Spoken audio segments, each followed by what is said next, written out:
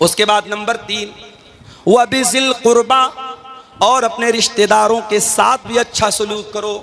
कोई तुम्हारा भाई है, कोई तुम्हारा चाचा है, कोई तुम्हारा ताया है, कोई तुम्हारा दादा है, कोई नाना है, कोई ससुर है।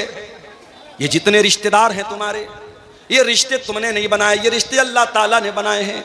अपने इन रिश्तेदारों के साथ भी तुम अच्छा सलूक करो, उनकी खुशी में शामिल हुआ करो, उनके गम में शामिल हुआ करो।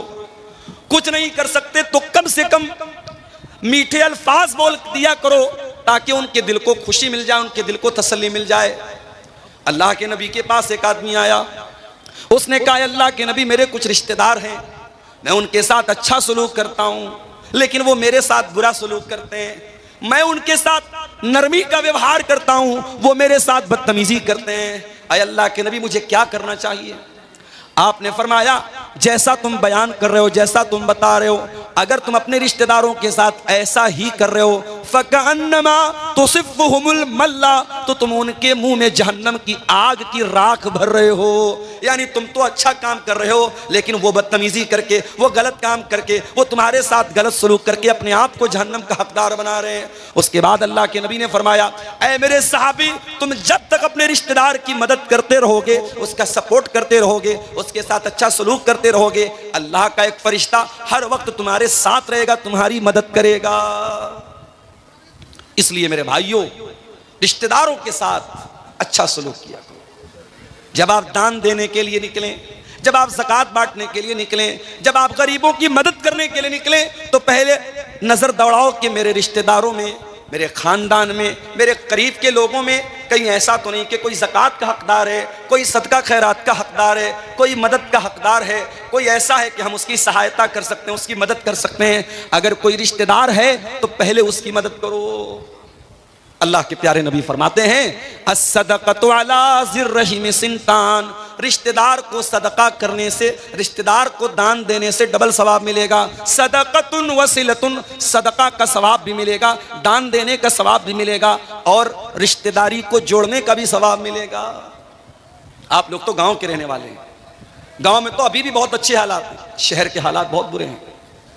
मुंबई में मैं गया, एक आदमी फ्लैट में रहता है, ग्राउंड फ्लोर से 8-9 फ्लोर के ऊपर उसका रूम है, कमरा है, 20 साल से वो रहता है। उसके पड़ोस में कौन रहता है, उसके पड़ोसी का नाम क्या है, 20 साल में उसको ये जानने की भी कभी तौफीक नहीं हुई। ये बड़े बड़े शहरों का ये हाल है मेरे भाई। कौन जीता है, कौन मरता है, जैसे हम कार से जाते हैं, कोई कुत्ता मरा है, कोई बिल्ली मरी है, हम उसको देखते भी नहीं है। वो हालत आज ही, इंसान इतना खुद गर्ज हो चुका है, इंसान इतना सेल्फिश हो चुका है, इतना स्वार्थी हो चुका है कि आज कौन जी रहा है, कौन मर रहा है, इंसान को इसकी टेंशन नहीं, इसकी चिंता नहीं। इस्लाम मेरे प्यारे भाइयों इतना खुदगर्ज बनने की इजाजत नहीं देता। इस्लाम ये कहता है, तुम दुनिया में अकेले तो नहीं आए हो, एक परिवार के सदस्य बनकर के आए हो, एक फैमिली के मेंबर बनकर के आए हो। जब दुनिया में आंखें खोलते हो, कोई तुम्हारा दादा है, कोई तुम्हारा चाचा है, कोई तुम्हारा ताया है, कोई माँ है, कोई बाप है।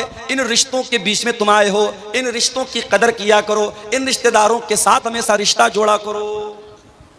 और एक तरीका आपको बताऊं, माल में बरकत हासिल करने का। अगर आप ये चाहते हैं कि आपके माल में बरकत पैदा हो, आपके पैसे में बरकत आ जाए, आपके घर में ढेर सारा पैसा आ जाए, आइए आपको एक तरीका बताता हूं। अल्लाह के प्यारे नबी फरमाते हैं, तअल्लमू मिन अंसाबिकुम मा तसिलून बिही अरहामकुम। ओ लोगो, अपने खानदान को पहचानो, अपने रिश्तों को पहचानो, ताकि अपने रिश्तेदारों के साथ तुम अच्छा सलूक कर सको। जब तुम अपने रिश्तेदारों के साथ अच्छा सलूक करोगे, उनको पहचानोगे, उनके खुशी और गम में शामिल हो जाओगे, अल्लाह के नबी फरमाते हैं, फ़इन्नहा महब्बतुन फिल अहली मनसातुन फिल असरी मसरातुन फिल माली। उससे 3 फायदा होगा, 3 बेनिफिट होगा, 3 लाभ होगा। पहला लाभ तो ये होगा कि परिवार में मोहब्बत बढ़ेगी, दूसरा फायदा ये होगा माल में बरकत पैदा होगी, और तीसरा फायदा ये होगा कि आपकी उम्र में अल्लाह बरकत देगा। अगर आप दौलत वाले हैं, अगर आप करोड़पति हैं, अगर आपको अल्लाह ने नवाजा है, अपनी दौलत अपने ऊपर खर्च की तो क्या किया, अपने बीवी बच्चों पर खर्च की तो क्या की।